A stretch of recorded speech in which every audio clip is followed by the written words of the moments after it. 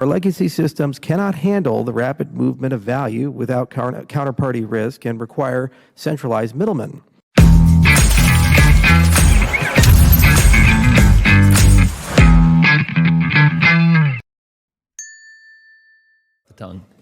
Thank you, sir. Mr. Hoskinson, you may proceed.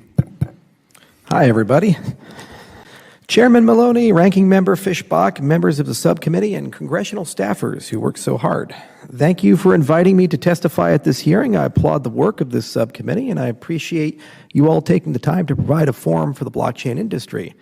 The blockchain industry has grown over the past decade from a small group of uncommercialized volunteer developers, and it was very small, believe me, to a trillion-dollar global economy encapsulating sophisticated engineering, scientific research, publicly traded companies, and millions of users. While our remarkable growth yields significant opportunities ranging from infrastructure security to entirely new economies like metaverses and NFTs, it also has presented new challenges and amplified the existing problems. Our legacy systems cannot handle the rapid movement of value without counterparty risk and require centralized middlemen. Our regulatory tools, risk management systems, and oversight processes were never designed for such speed, scale, and rapid evolution. For example, in just 4 years, our industry has touched concepts ranging from IPOs to intellectual property to completely new business structures called DAOs that are effectively leaderless and jurisdiction-free.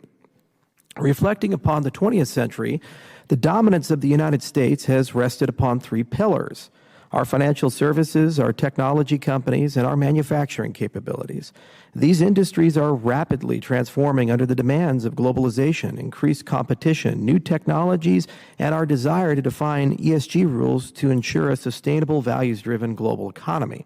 At our core, our industry's technology is about creating distributed ledgers to store information that needs to be transparent, auditable, time-stamped, and immutable. This process enables records of social and economic concerns to be reliable and programmable. For example, as a rancher, I have to deal with water rights, grazing leases, BLM land, and numerous other agreements, contracts, and economic events. Many of these are not digitized, nor are they shared in ways to provide emergent value to policymakers, regulators, and researchers. The consequences of this fragmentation and lack of digitization are a large amount of inefficiency, replication of work, and a lack of access for entrepreneurs and innovators who could build new products and services that would dramatically reduce costs and improve efficiency for all stakeholders. The power of blockchain technology is its universality and permissionless model for innovation. Our company, Input Output, has never had to pay a royalty, file a patent application, or acquire a license to pursue business in countries as diverse as Ethiopia to Mongolia. Thus, we have to understand that categories-based regulation that is segregated to the borders of a particular jurisdiction and relies upon centralized actors for reporting and disclosure is unlikely to be effective and, frankly, will inhibit regulation. Furthermore, the Internet's governance, evolution, and innovation aren't controlled by the ITU or some other transnational body, but rather by thousands of interconnected and interdependent agencies and private companies working towards the self-emerging common goals of increased connectivity, capacity, and utility. If we are to discuss how to regulate our industry, protect consumers, and align growth with the realities of modern society, then we ought to have the humility to admit innovation makes specifics difficult. We should focus on principles instead. Blockchains enable the liquidity of value, thought, and commerce at a scale and speed society has never enjoyed before.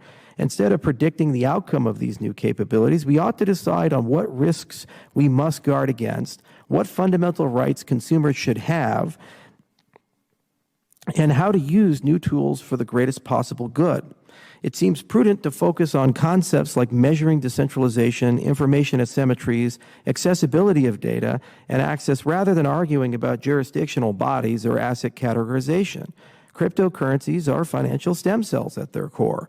They can be nearly any asset and can change over time. Principles don't change. For example, the notion of measuring consolidation and its risks has been an endeavor the United States has pursued and is frankly good at since the Sherman Antitrust Act of 1890. While none of us are personally familiar with life in the 1890s, we'd certainly be comfortable with the intent and concepts behind the Sherman Antitrust Act. Centralization of markets and power seldom leads to good outcomes. I hope we can engage in a fruitful and ongoing dialogue throughout the coming months as the United States debates the regulatory future of the American blockchain and cryptocurrency industry. Like the prior Congresses in the 1990s discussing the regulatory framework for the Internet that led to the rise of trillion-dollar companies, I believe this Congress can achieve great results by working with our industry in a principles-based legislative approach and leveraging our capabilities to innovate and adapt. Thank you all for your time, and I look forward to your questions. Thank you, Mr. Hoskinson. This time, members will be recognized for questions in order of seniority, alternating between majority and minority members.